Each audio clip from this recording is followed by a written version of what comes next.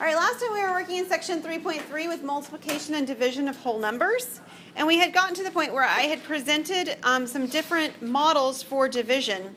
And we talked about how there's really only two models in terms of the language of a problem. And it's how we describe the partitioning, whether we fix the number of items within the group or we fix the number of groups that we're talking about. So what you're going to do next is you're going to create 4 models, but there aren't really 4 different ones. You're going to create 2 models. That's the language, right? The language will be different on 2 of them. And the others are just how you solve the problem, okay? So in some sense, really, if you want to think about C and D being the ones that you're not really going to create anything new on, that would be a reasonable way to think about that, okay? So you're really just going to create different models, different word problems for parts A and B. And then you're going to solve this. I didn't have you solve before on your problems, right? You're going to solve these 4 problems that you've created in the different manners in which you've created them. And then what we're going to do is we're going to share your 2 different word problems that you've created for parts A and B when we get back together. Okay? All clear as mud. Excellent. Take about 1 more minute to finish up. 20 divided by question mark equals 5. And then 20 equals 5 times. And then 20 equals 4 times 5. And then write 4 stickers with the box around it. And then just underline this, the other question mark, the other 5, and then 4. And then, good. We're done. Okay, there's 2 types of word problems you're supposed to create. One that changed, or that considered fixing the number of groups, right? You're partitioning it into a certain number of groupings. And the other one where you're partitioning it so that you know exactly how many are in however many groups you have. So what I'd like for you to do is let's see, we have 1, 2, 3, we have 5 groups. So I'd like 3 groups to talk about what they have for one of the types of items, and then the other 2 groups to talk about what they have for the other one. So let's talk about the first type which I had used, which was fixing the number of groups that we have. So can somebody give me an example of the one, whichever it was, your A or your B, where you fixed the number of groups that you have? Okay, Brianna. Hold on. Okay, I have to figure out what you're saying. Yeah. Dr. Hans has 25 stickers and she wants to give them to 5 of her students. How many stickers does each student get? Right, so they're going to partition it into 5 groupings of stickers. Perfect. At least 1 more of those. I have 15 cookies. I'm going to bag them in groups of 5. How many friends will get your bag of cookies? Okay, so the example you actually gave me is the other one. Oh, You fixed, that's okay. So we've got an example now of the other type where we're creating a group, but we actually know the number in the groups, and the question is how many groups do we have?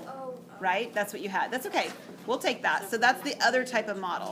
All right, so let's just give you guys each a chance to read one of yours since we've got one of each type now. So what did you guys have, Abby or Selena or Hannah? Either one. Just pick one and tell us which type it is. What are you fixing? Okay. Partition model. If Rachel has 20 cupcakes and wants to give them to 10 of her friends, how many cupcakes will she get? Okay. So here, are you fixing the number of groups or the number in each group? Number in each group. The other one. Number of groups, the 10 friends. So you're fixing the number of friends, the number in each group. What did you guys have, Bridget or Ashley? Mr. Wilson has a sheet of 20 stickers. If he wants them to last Monday through Friday, what's the most he could give out each day? Okay, so you're fixing the number of groups then, right? Because you've got the number of days that you're fixing them between. Okay, good. And then last group, Cortland, Leah, or Emily. We fixed the number in each group, and we said Caroline is bagging 15 marshmallows in groups of 3. How many friends will receive a bag? All right, so this is the number is fixed inside of each bag of marshmallows. All right, fabulous. All right, I have just a couple more things that we're going to take a look at in this section, and then we'll be done with section 3.3.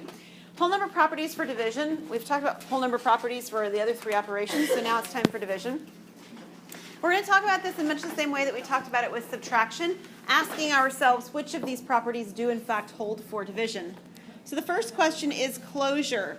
Okay, so the question we're asking ourselves is, if I use division with the whole numbers, okay, so I take 2 whole numbers and I divide them, do I necessarily get another whole number?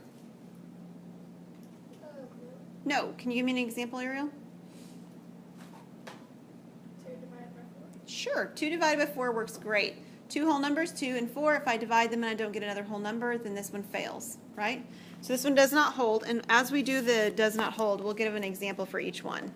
So this one does not hold, and so her example was 2 divided by 4, and it is not an element of the whole numbers, right?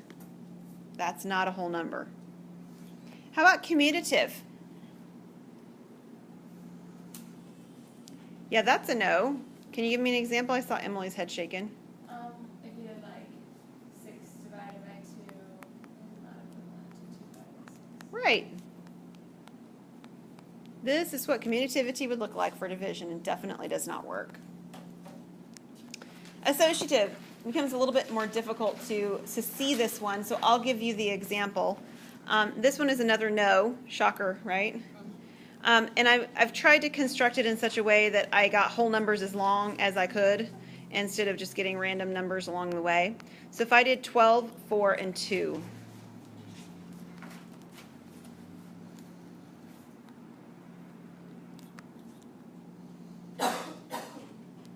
Okay, so I've put my parentheses in to ask myself, does this equal? It's a question mark, right?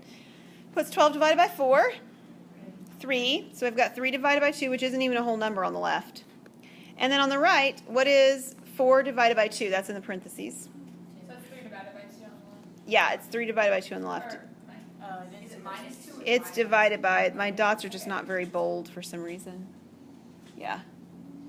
Okay, on the right-hand side, 4 divided by 2 is 2, and then 12 divided by the 2 is 6, and these are not equal, right? 3 divided by 2 is not the same thing as 6. So this is a no. What do you think about the identity property? No, because it one more somewhere. Right, it's got that half process that we've got going on, right? So, for instance, 3 divided by 1 is 3, and that's good, but 1 divided by 3 is not 3, and that's not good. When we did multiplication, we had something called a zero property. Do you remember what the zero property was? Like if you do 0 divided by 3, or 0 times, Uh-huh. well, yeah, it would be undefined. Nope, that wasn't it, but you're close. For multiple. We did it with multiplication, and we said 3 times 0 is equal to 0, and 0 times 3 is equal to 0. In other words, any number times 0 is 0. What would happen if we tried to do this with division? Yeah, it works one direction. 0 divided by 3 is 0. But you guys keep tossing around the word undefined, and you're exactly right. 3 divided by 0 is undefined. And we talked about that last time, so this one does not have the zero property either. Distribution's also tricky to get one that just kind of cleanly divides out, so I'll give you my example on this one. It doesn't work. If I did 20 plus 10 divide by 5, so I've got to use addition or subtraction and the division property. And then if I did this, I'm going to get 20 plus 10, which is 30, and 30 divided by 5 is 6. Everybody good with that half of it? Okay, so the other thing that I would be checking then is if I could divide each one of these and make it work, right? Like this. Divide them each individually by 5. So 20 divided by 5 is 4, and 10 divided by 5 is 2. So this one works out to being 6. Let me show you. So this, it looks like it works on this example, right? So I'm going to show you the other one to show you why it doesn't work, because it does work when we do it in a certain order. But if we had done it like this,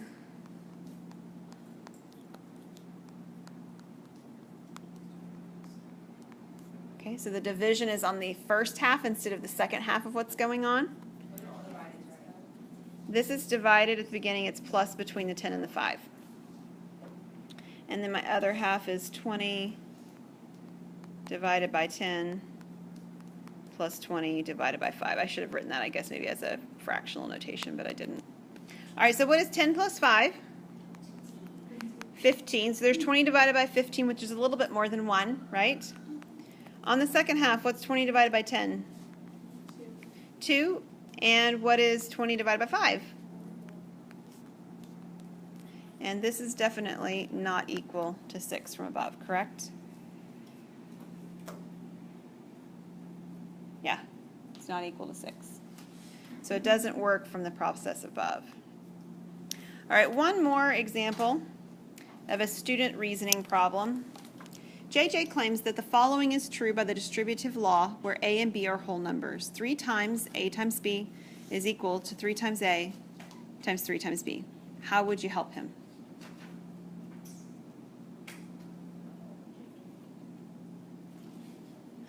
Oh, JJ. If you put in real numbers, you could help see that, like, kind of like we were talking about, like, it might work one direction, but it's probably not going to work the other direction.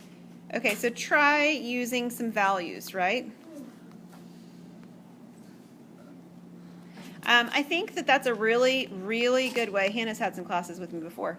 A really good way to show a student that something doesn't work is to actually put some numbers in and show it not work, instead of talk about it from a conceptual, like, it doesn't work because of this. Well, if you can get there, but why don't you first start with showing them it really doesn't work with some numbers. So can somebody give me an example for A that you think might not work and for B?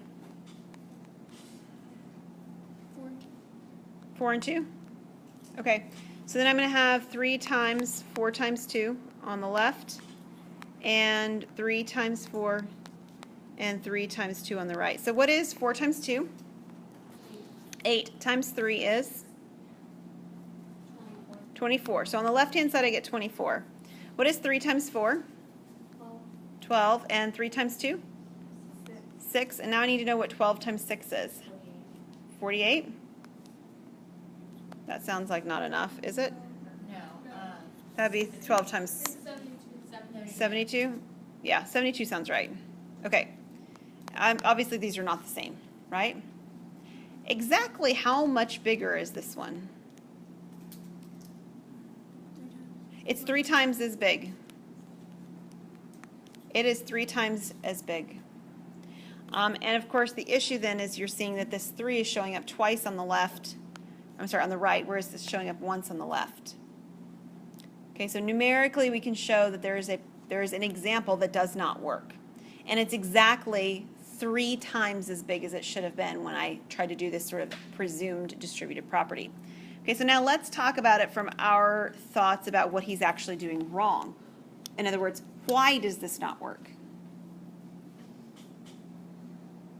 What is his misconception?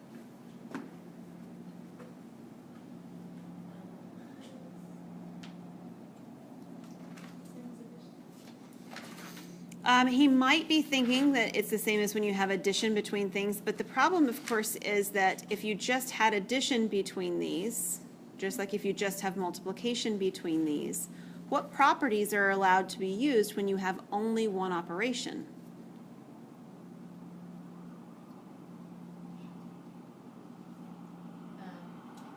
Dissociative. Yeah, associative and commutative. So like when we learned the properties of addition, there wasn't a distributive property, right?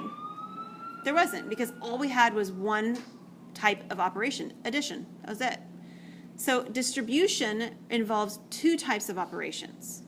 Multiplication with addition or multiplication with subtraction. So this property that he's trying to use is only using this equation or these values. It's only using multiplication, right?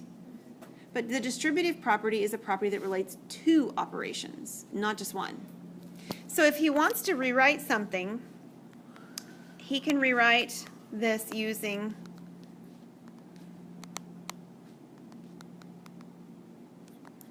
commutativity if he'd like, or associativity. Okay?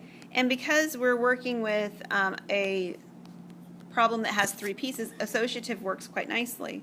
So this says 3a times b. So if he wants to write it differently, oh my goodness, undo that. Weird things are happening on my screen. Okay, if he wants to do this, he could rewrite this as 3 times a times b if he'd like.